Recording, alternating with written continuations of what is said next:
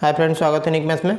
तो आज हम लोग डिस्कस करेंगे आरआरबी ग्रुप डी का जो भी एग्जाम्स होने वाला है उसके प्रैक्टिस सेट नंबर 5 को डिस्कस करेंगे। ठीक है, तो आप अगर चैनल में नए हो तो चैनल को सब्सक्राइब करके बेल आइकन को प्रेस कर लीजिएगा ताकि इस तरह का वीडियो का नोटिफिकेशन आपको आसानी से मिल सके।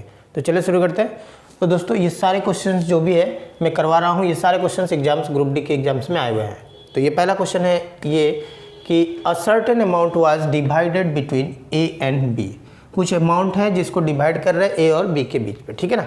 इन द रेशियो, और रेशियो दे दिया हुआ है ए और बी का 4:3। यहाँ रेशियो दे दिया हुआ है ए और बी का 4:3, ठीक है। ए बी शेयर, अब बी का शेयर दे दिया हुआ है आपका 4800। तो आपसे पूछ क्या रहा है कि टोटल अमाउंट वाज, ठीक है ना। तो दोस्तों यहाँ देखोगे टोटल अमाउंट, तो सबसे पहले क्या करना है कि ये जो रेशियो है, टोटल अमाउंट आपको जब फाइंड करना होगा तो रेशियो को सम करना है। तो 4 और 3 कितना हो गया 7, क्लियर। एंड देन अब ये जो बी का अमाउंट दिया हुआ है, अब ये बी के अमाउंट में 7 से इंटू कर देंगे और डिवाइड कर देंगे बी का जो रेशियो है, और ये हो गया आपका आंसर। तो ये इससे कैंसिल करेंगे, ये हो गया 16 टाइम्स में जाएगा और ये 2 0, और 16 को फिर 7 से हम लोग इंटू कर देंगे तो 16 7 जा हो गया आपका 112 एंड ये हो गया 2 0। तो आई थिंक आप लोगों का क्लियर हुआ। तो जब भी एग्जाम्स में अगर क्वेश्चन इस तरह का दे, कुछ अमाउंट को डिवाइड करना है और जिसका अमाउंट दिया हुआ है, जैसे बी का शेयर यहाँ दे दिया हुआ है तो ये बी का शेयर है, तो अब ये बी का जो रेशियो है उससे क्या करना है, आपको डिवाइड करना और टोटल निकालना है, यानी टोटल अमाउंट। तो टोटल रेशियो को क्या करेंगे, ऐड करके इंटू कर देंगे तो आंसर हो जाएगा, ठीक है। तो इस क्वेश्चन का आंसर हो गया 11200, यानी ऑप्शन नंबर है first. Next question, question number 2 यहाँ दिया हुआ है क्या, in a school 10% of the boys are same in the number as 1/4 of the girls, ठीक है। तो what is the ratio of the boys to girls, यानी आपका सबसे पहले फाइंड क्या करना है, रेशियो बॉयज टू गर्ल्स, ठीक है। तो अब दिया हुआ है क्या है 10% ऑफ द बॉयज, तो आपको क्या करना है कि 10% of the boys is same, मैंने इक्वल हो गया, ठीक है। इन नंबर्स, अब ये नंबर्स में दिया 1/4 ऑफ द गर्ल्स, यानी हो गया 1/4 ऑफ द गर्ल्स, क्लियर। अब इसको यहाँ से क्या करेंगे हम लोग, ये परसेंटेज को रिप्लेस करेंगे तो ये आ जाएगा नीचे आपका 100 and then b is equals to 1/4 और ये हो गया आपका g, ठीक है। ये एक 0 से ये एक 0 कैंसिल कर देते हैं, हमें चाहिए क्या b रेशियोस g, तो b नीचे कर देंगे इसको g, और ये 0 से 0 कैंसिल, नीचे कितना है 10 है। जब उसको उस साइड लेके जाएंगे तो ये कहाँ जाएगा, ऊपर की तरफ जाएगा, यानी 10 डिवाइड बाई नीचे क्या है 4। अब इसको जितना छोटा हो सके छोटा कर देंगे, तो 2 से कैंसिल होगा ये 5 टाइम्स और ये हो गया 2, यानी 5 2 जा 10 एंड 2 2 जा 4, ठीक है। तो ये हो गया रेशियो 5/2, यानी रेशियो हो गया आपका 5:2। तो इस क्वेश्चन का आंसर हो गया 5:2, जो कि ऑप्शन नंबर है B. Question number 3, by selling a pen, ठीक है, 4 रुपीज़ कितने में, 15 रुपीज़ में। अब मेन लॉस 1/16, अब मेन को क्या हो रहा है, लॉस हो रहा है कितने का, 1/16 of what it cost him, मतलब जितना कॉस्ट प्राइस था उसका 1/16 क्या हो रहा है, उसका लॉस हो रहा है, ठीक है।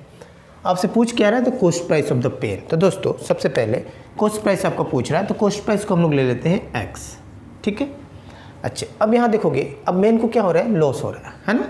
तो लॉस इज इक्वल्स टू क्या होता है, आपको पता होगा, loss cost price minus selling price, है ना, तभी तो लॉस होगा। कॉस्ट प्राइस जब बड़ा होगा तो क्या होगा, लॉस होगा, ठीक है। तो loss is equals to cost price minus selling price, ठीक है।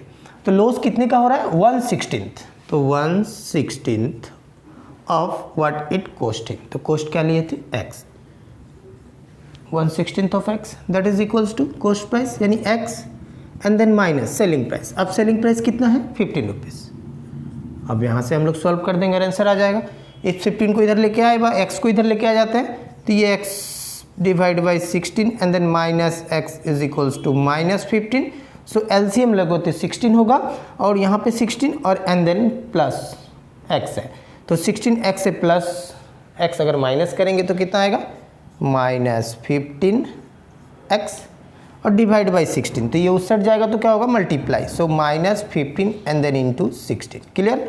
अब ये माइनस माइनस कैंसिल अब ये 15 और ये 15 भी कैंसिल, यानी x इजिकल्स टू क्या मिला आपको 16। तो कॉस्ट प्राइस कितना हो गया 16 रुपीज़। क्लियर।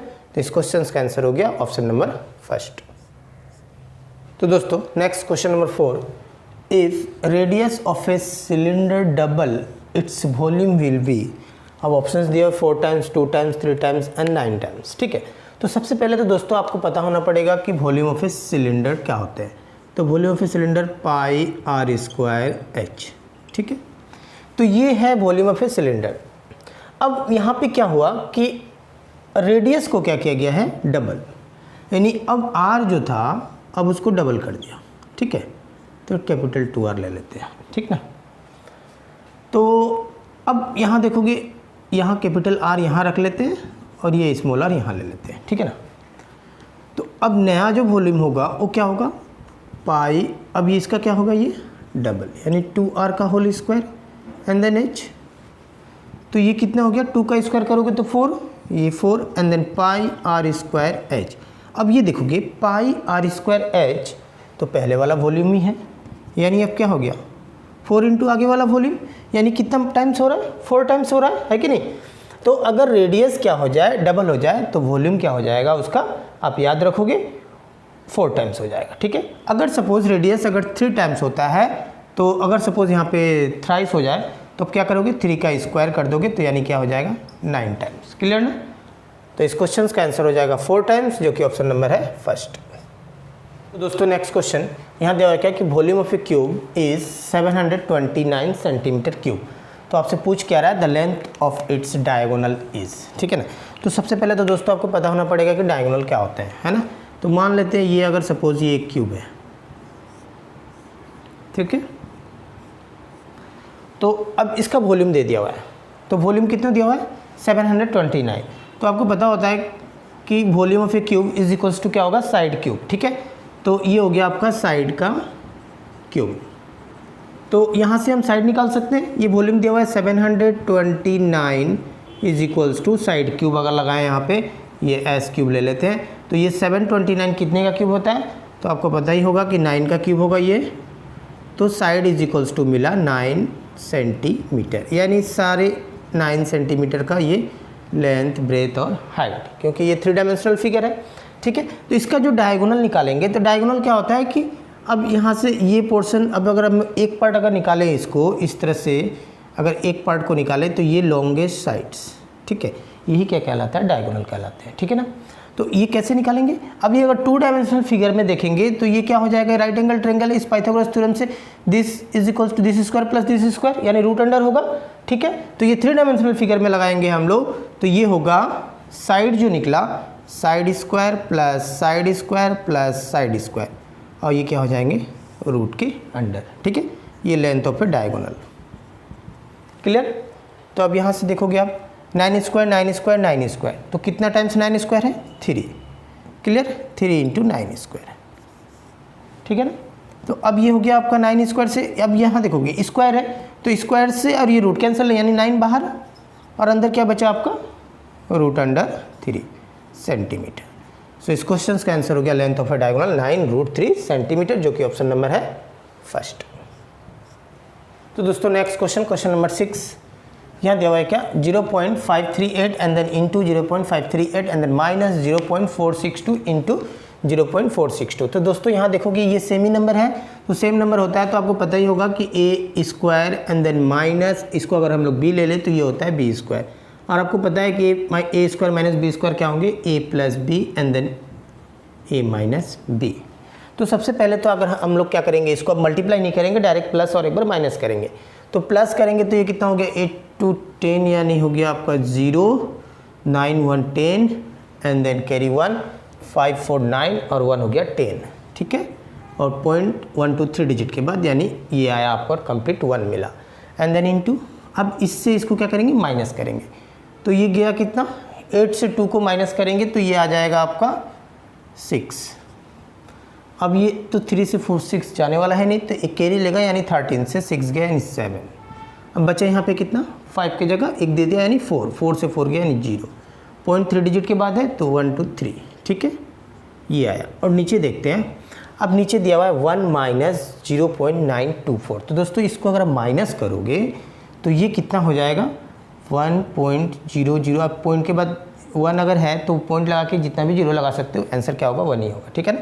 तो हम लोग यहाँ क्यों लगाएं, क्योंकि यहाँ पे हम लोग पॉइंट, यहाँ पे पॉइंट के नीचे पॉइंट लिखेंगे, 924 है, ठीक है, इसके लिए। तो अगर इसको माइनस करें तो ये कैरी 1 लगा यानी 10 हो गया, यानी कि आपका 6, यहाँ 9 2 7 एंड देन यहाँ हो गया आपका 9 से 9 गया यानी 0। तो अब यहाँ देखोगे दोस्तों सेम नंबर आपको मिला है ना। तो ये दोनों दो ऊपर नीचे ये क्या हो जाएंगे, कैंसिल हो जाएंगे। तो बचा क्या आपके पास 1 है ना।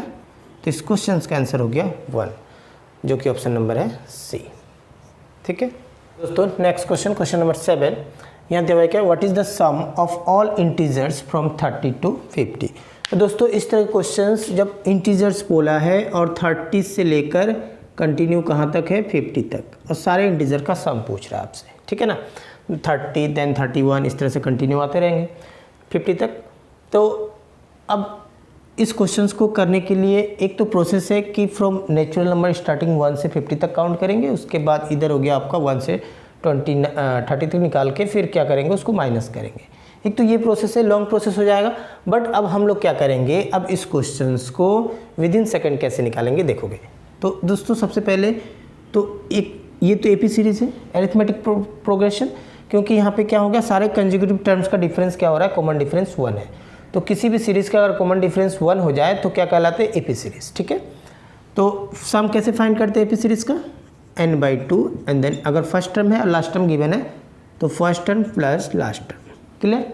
तो अब यहाँ पे n, तो n हम लोग ये डायरेक्ट हम लोग निकाल सकते हैं, कैसे, अब ये 30 से 50 तक, तो इसका अगर हम लोग n निकालना होगा यानी नंबर ऑफ टर्म्स कितने हैं, तो 30 से 50 तक तो कितना होगा, तो यहाँ तक तो डायरेक्ट आपको दिख रहा है 20 एंड ये जब 30 वाला भी इंक्लूड आ जाएगा यानी हो जाएगा 20 + 1 दैट इज इक्वल्स टू 21, ठीक है ना। अब कैसे होगा यहाँ देख लो, अब ये 30 31 इस तरह से कंटिन्यू 40 एंड देन कंटिन्यू यहाँ से 41 से लेकर कहाँ तक 50 तक, ठीक है। तो देखोगे अब 1 से लेकर 10 यानी यहाँ तक तो 10 मिला, और अगेन 41 से लेकर 50 तक तो 10 मिला, 10 + 10 कितना हो गया 20 एंड देन ये 31 बच गया ना स्टार्टिंग का, तो ये हो गया 1 यानी 21, क्लियर।